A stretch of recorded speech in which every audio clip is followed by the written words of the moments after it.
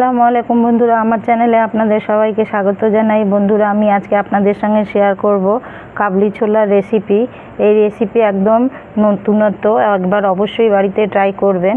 এর জন্য আমি সবার প্রথমে 250 গ্রাম কাবলি ছোলা নিয়েছি। এবার এই কাবলি ছোলা আমি নুন, হলুদ আর অল্প একটুখানি বেকিং সোডা দিয়ে এটা সেদ্ধ করে নেব। দিয়ে দিচ্ছি অল্প একটুখানি বেকিং সোডা। এই বেকিং সোডা দিয়ে সেদ্ধ করলে কি হয়, ছোলা একদম নরম হয় আর তাড়াতাড়ি সেদ্ধ হয়ে যায়। এবার দিয়ে দিচ্ছি অল্প একটুখানি হলুদ আর দিয়ে দিচ্ছি লবণ।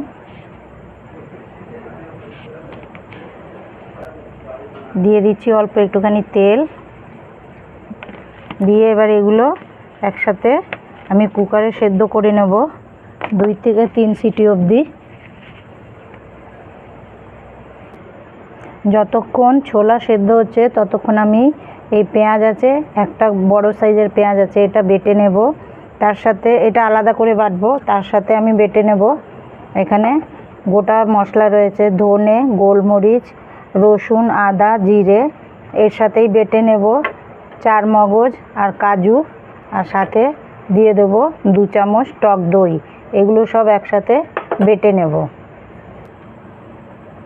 দেখুন, পেঁয়াজ বেটে নিয়েছি আর এদিকে মশলাও বাটা হয়ে গেছে। মশলা বাটার সময় আমি হলুদ গুঁড়ো দিয়ে দিয়েছিলাম। বাটা হয়ে গেছে। এবার আমি কড়া চাপিয়ে দেবো। কড়াই দিয়ে দেবো তেল।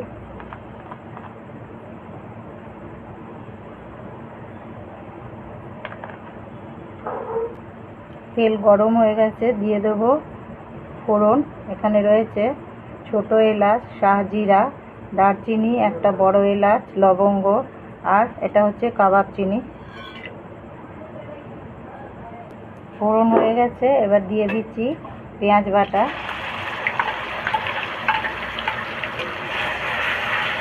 এবার পেঁয়াজ ভালো করে লাল করে নেব।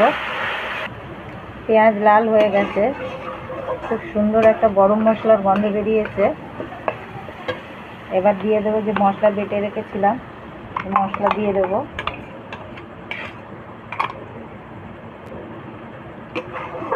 দিয়ে এবার খুব ভালো করে এগুলো একসাথে মিশিয়ে কষিয়ে নেব। আর এই মিক্সারের জারে লেগে আছে মশলা, এটা ধুয়ে জল দিয়ে দেব। জল দিয়ে দিলাম। এটা শাহি কাবলি ছোলা। এর মধ্যে দিয়ে দেব লঙ্কা গুঁড়ো,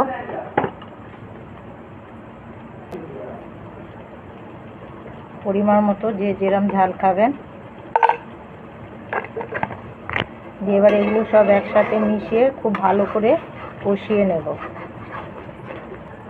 মশলা কষানো হয়ে গেছে, দেখুন মশলা থেকে কেমন তেল ছেড়ে দিয়েছে।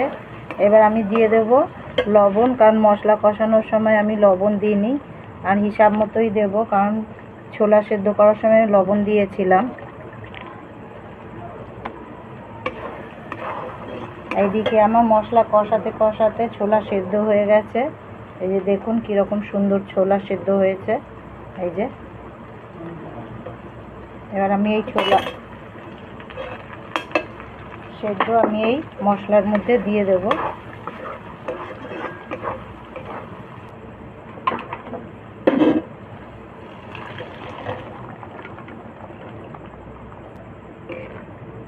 দিয়ে দিয়েছি। এবার আমি খুব ভালো করে এটা একসাথে মিশিয়ে নেব। আমার মশলা কষাতে সময় লেগেছে 5 থেকে 7 মিনিট। কালার দেখছেন বন্ধুরা কত সুন্দর এসছে। এটা আপনারা রুটি, পরোটা, লুচি যার সাথেই খান দারুণ লাগবে খেতে। এই যে এবার আমি এটা ঢেকে দেব সিম করে 5 মিনিটের জন্য।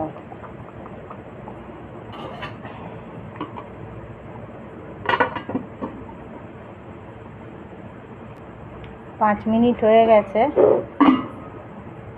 দেখুন কত সুন্দর হয়েছে। এবার এখানে দিয়ে দিচ্ছি আমুল ফ্রেশ ক্রিম, যে বেশ অনেকটা করেই দিয়ে দিলাম। বাড়িতে অবশ্যই একবার ট্রাই করবেন, ট্রাই করে আমাকে কমেন্ট করে জানাবেন কেমন হয়েছে। আর ভালো লাগলে বাড়িতে ট্রাই করে নেবেন একবার। আর আমার রেসিপিকে একটা লাইক দিয়ে দেবেন। আমার রেসিপি ভালো লাগলে প্লিজ আমাকে সাপোর্ট করবেন, আমার পাশে থাকবেন। লাইক শেয়ার কমেন্ট করতে ভুলবেন না। দেখুন, তাহলে দেখা হচ্ছে আবার পরের ভিডিওতে। আল্লাহ হাফিজ।